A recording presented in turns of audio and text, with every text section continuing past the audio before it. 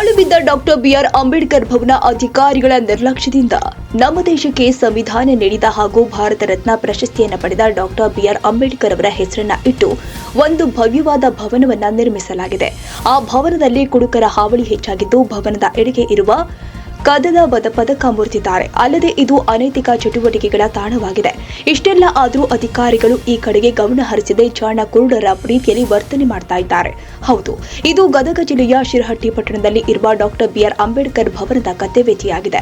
ಸರ್ಕಾರ ಸಾಕಷ್ಟು ಹಣವನ್ನ ಖರ್ಚು ಮಾಡಿ ಭವನ ನಿರ್ಮಾಣ ಮಾಡಿರುವುದು, ಆದರೆ ಇಲ್ಲಿ ಅಧಿಕಾರಿಗಳ ಬೇಜವಾಬ್ದಾರಿತನ ನಿರ್ಲಕ್ಷ್ಯತನವೇ ದಿನನಿತ್ಯವೂ ಅಡ್ಡಾಡಿದ್ರೂ ಕೂಡ ಸಂಬಂಧಪಟ್ಟ ಅಧಿಕಾರಿಗಳು ಗಮನ ಹರಿಸದೇ ಇರೋದ್ರ ಕಾರಣವಾಗಿದೆ.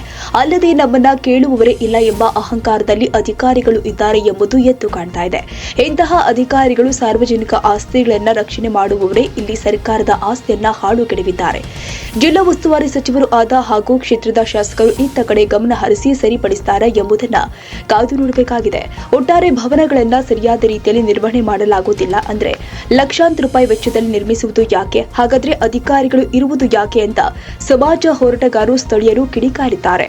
ಈ ಅಂಬೇಡ್ಕರ್ ಭವನ ನಿರ್ಮಾಣ ಆಗಿ ಸುಮಾರು ವರ್ಷಗಳ ಗತಿಸಿದ್ರೂ ಕೂಡ ಈ ಅಧೋಗತಿಗೆ ಬರಲಿಕ್ಕೆ ಕಾರಣ ಅಧಿಕಾರಿಗಳ ದಿವ್ಯ ನಿರ್ಲಕ್ಷ್ಯ ಅಂತೇಳಿ ಈ ಸಂದರ್ಭದಲ್ಲಿ ಹೇಳಿಕೆ ಬಯಸ್ತೇನೆ. ಕೂಡಲೇ ಸಂಬಂಧಪಟ್ಟಂಥ ಅಧಿಕಾರಿಗಳು ಎಚ್ಚೆತ್ತುಕೊಂಡು ಇದನ್ನು ಕಾಯಕಲ್ಪವನ್ನು ಮಾಡೋದರೊಂದಿಗೆ ಹೊಸ ಮೆರಗನ್ನು ನೀಡಬೇಕು ಅಂತೇಳಿ ನಾನು ಅಧಿಕಾರಿಗಳಲ್ಲಿ ಮನವಿಯನ್ನು ಮಾಡ್ತೇನೆ. ತಪ್ಪಿದ್ದಲ್ಲಿ ಮುಂಬರುವ ದಿನಮಾನಗಳಲ್ಲಿ ದಲಿತ ಪರ ಸಂಘಟನೆಗಳೆಲ್ಲವನ್ನು ಒಗ್ಗೂಡಿಸಿ ಹೋರಾಟ ಮಾಡಬೇಕಾಗ್ತದೆ ಅಂತಕ್ಕಂಥದ್ದನ್ನು ನಾನು ಬಹಳ ಸ್ಪಷ್ಟವಾಗಿ ಅಧಿಕಾರಿಗಳಿಗೆ ಹೇಳ್ತೇನೆ.